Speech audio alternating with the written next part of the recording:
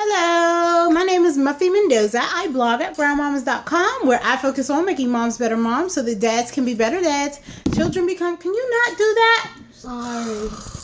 Children become better adults and ultimately communities become better communities. That was one of my kids. So, I just wanted to come to you guys this morning and talk a little bit about being an African American wife, what that means, and standards. So this morning I woke up and I got up early, got my kids dressed, got myself dressed, and waited for my kids to get up because I got up really early today. And so one of the things that dawned on me is that every morning, because I homeschool 3 of my sons, is that every morning my sons get up and they get dressed and they immediately go to the computer and start watching videos about Minecraft. I usually have to come downstairs. They start feeding themselves breakfast, but I usually come downstairs and make sure they had a wholesome breakfast and not just cereal. And then I usually tell them to start their schoolwork. And it dawned on me what kind of standard I was creating. One of the things that I love about my husband is that he's very proactive in his work life. So that means that I never have to... He's a good provider. I never have to ask him about providing for his household. And I asked myself, if I was going to expect the same thing of my sons, why was I allowing them to wake up in the morning and play every morning? And that's not that kids shouldn't play, because I truly believe as a homeschooling parent, as a parent of 3 boys, that kids need tons of time to play. And I think that they really learn through play.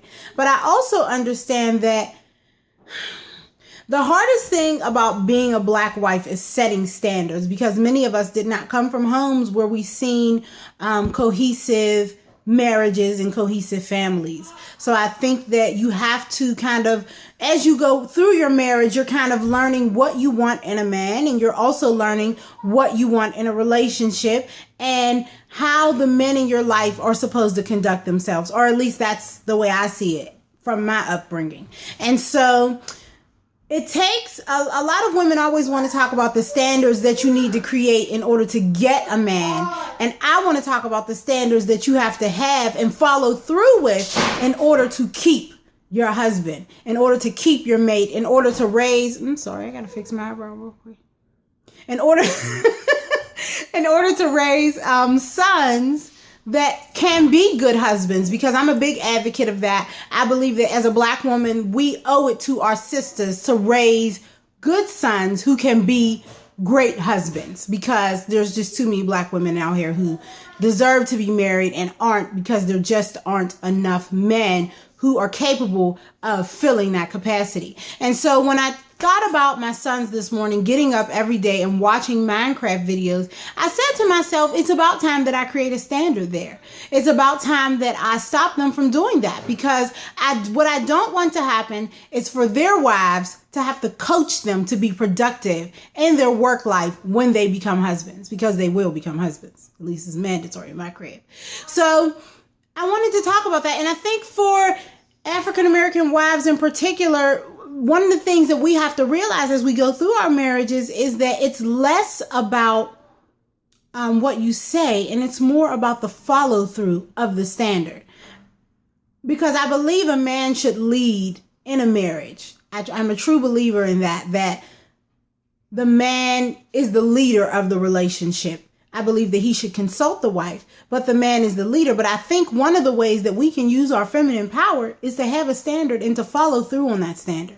And so that means that if you have an expectation of your husband, and let's say he doesn't agree with that expectation, then you need to have some type of follow through, especially if the expectation is one that is productive for your family, is one that is not harmful to your mate emotionally, physically, intellectually, or, as far as work is concerned. If it is an expectation that is completely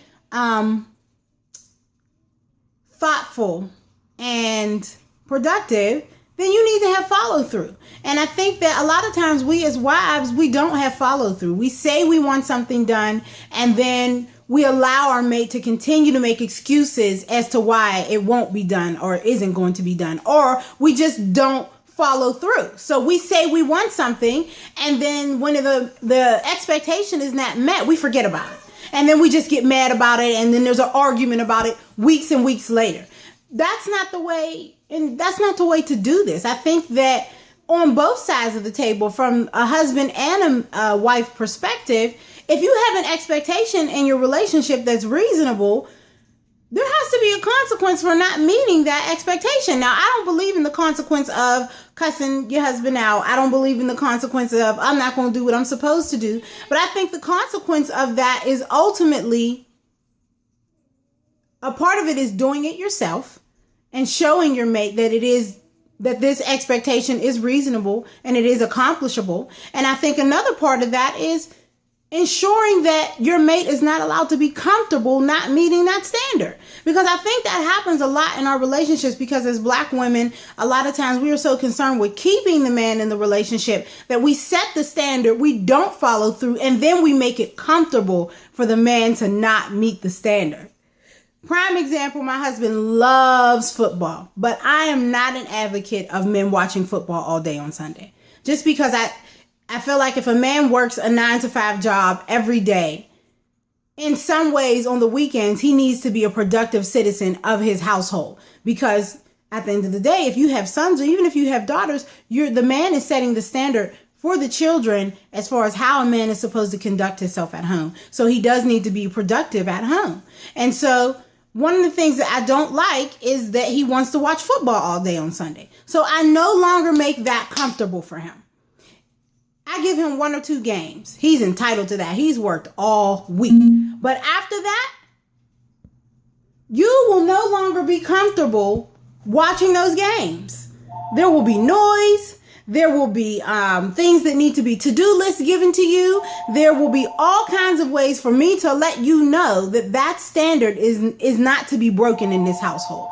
And I think that there are a ton of ways to go about that without turning into the quote-unquote bitch.